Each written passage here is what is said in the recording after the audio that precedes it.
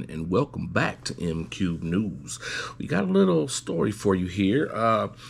This is as of September 5th, 2004. And I know we're a little bit behind the times here, but Mopar Insiders had an interesting report on a brand new Dodge Attitude. Now, this is for the Mexican market. I do believe it's probably South American and everything else, just like the Ram 700.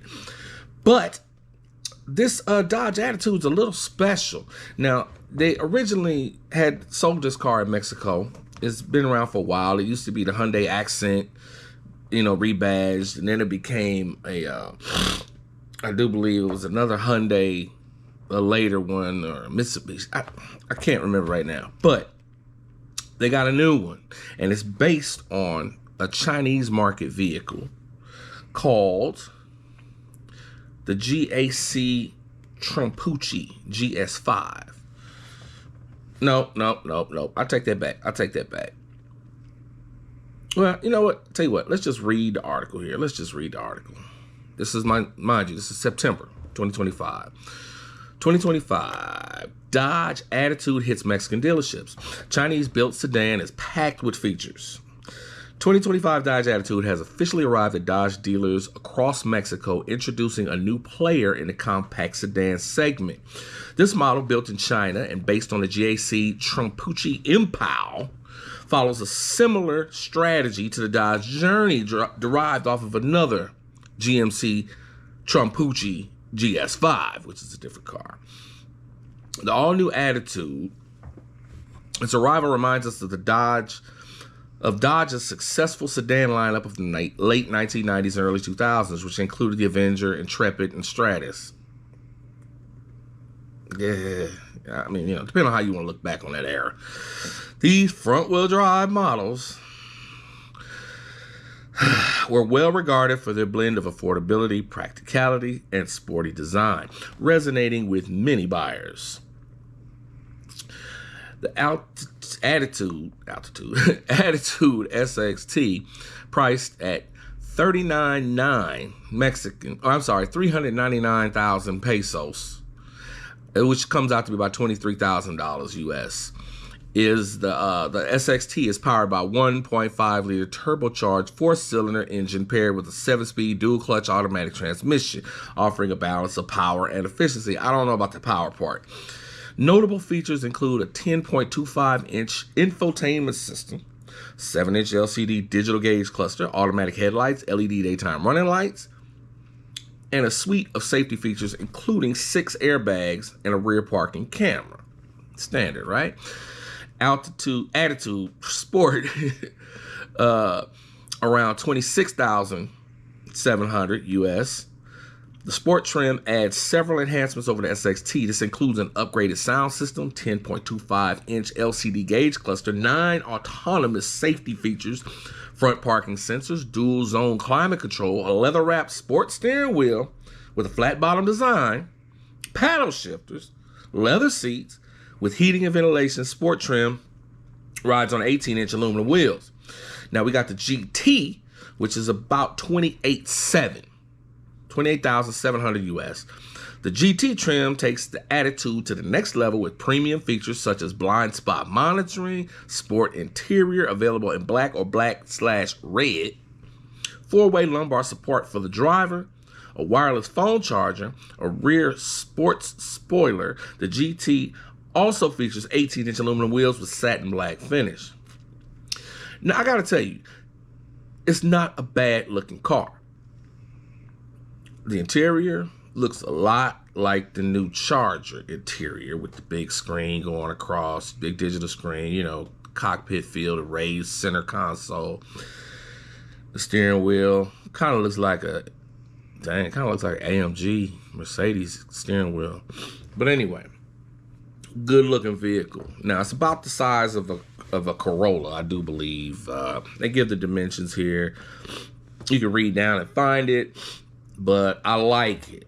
As far as being a good vehicle for Dodge to have brought to the U.S.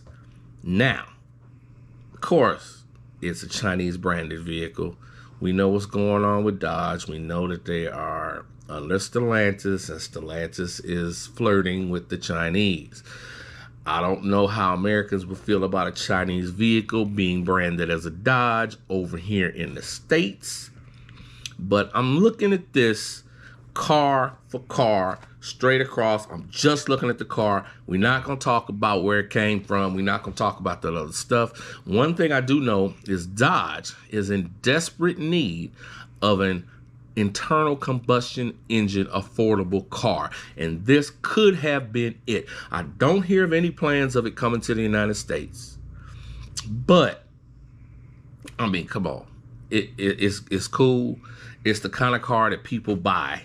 Now, it could have been snuck over here, and it's going to be built in Mexico under Chinese branded car, right?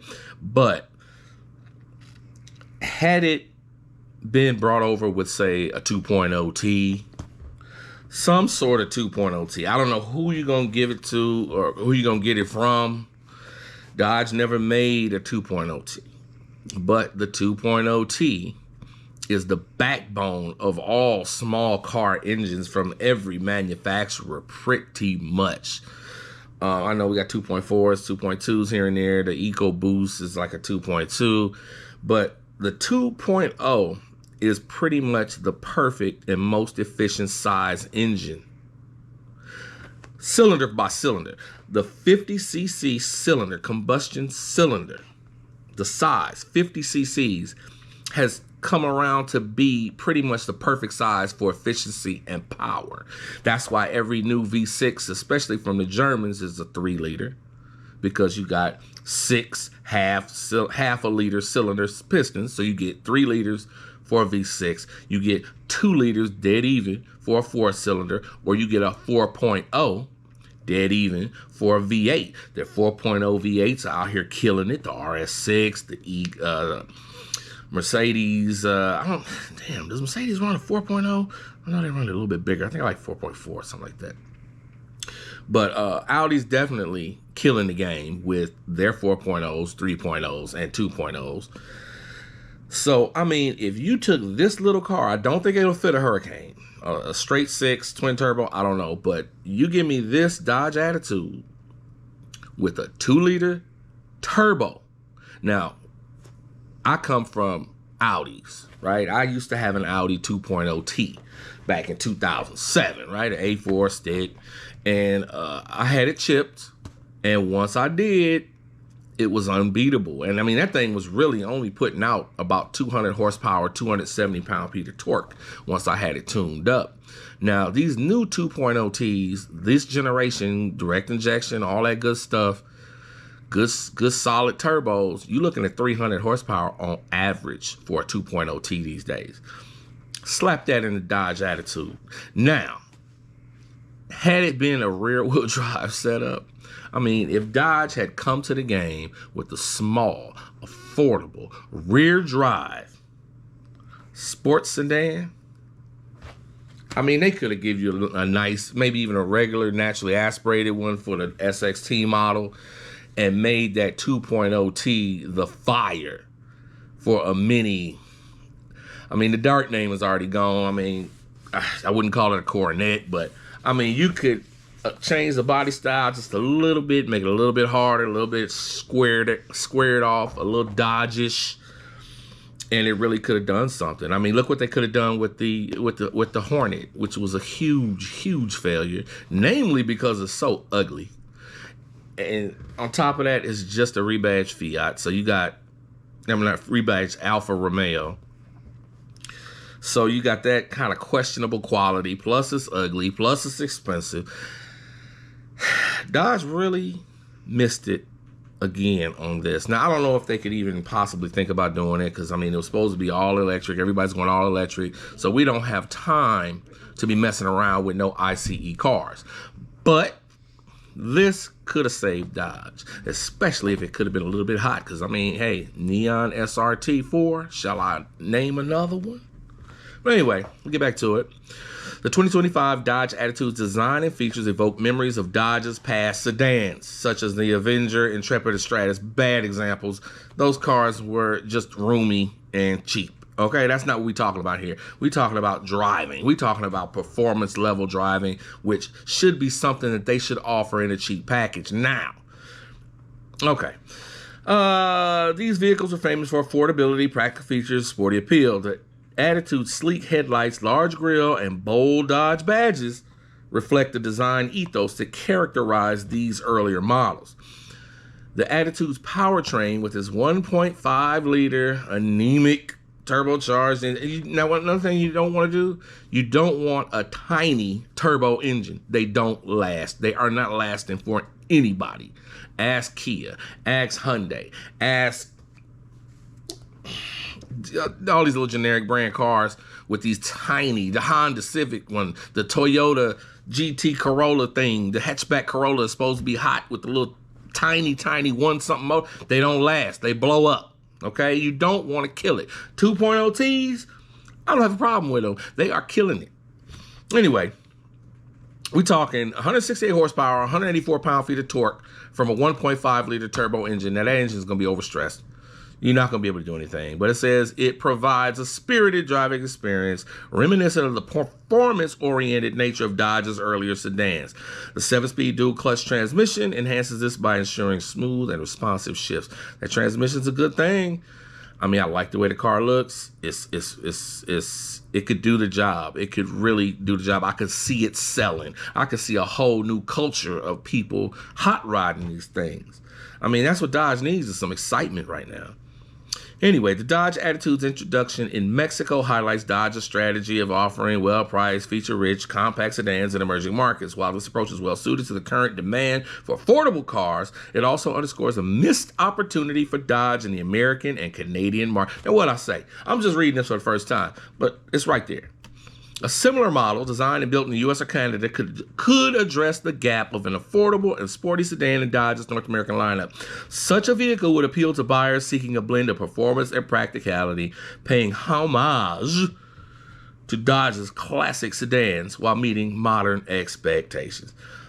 As Dodge continues to expand its offerings, the hope remains that the brand might revisit its roots with a vehicle that combines the best aspects of its historical models with contemporary design and technology.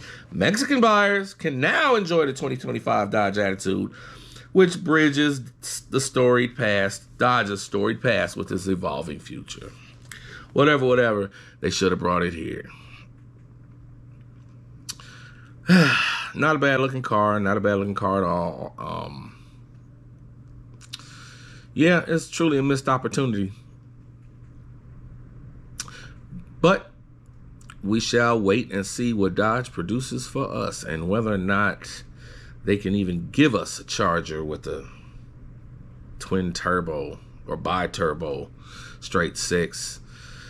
They got to do something, because we're going right back into the classic only type of enthusiasm for Dodge at this point, like we were all through the 80s and late 70s and early 90s. We had nothing from them but the oldies, and I mean, we kept it alive then, we can do it again. But that's it for tonight, folks. Good night.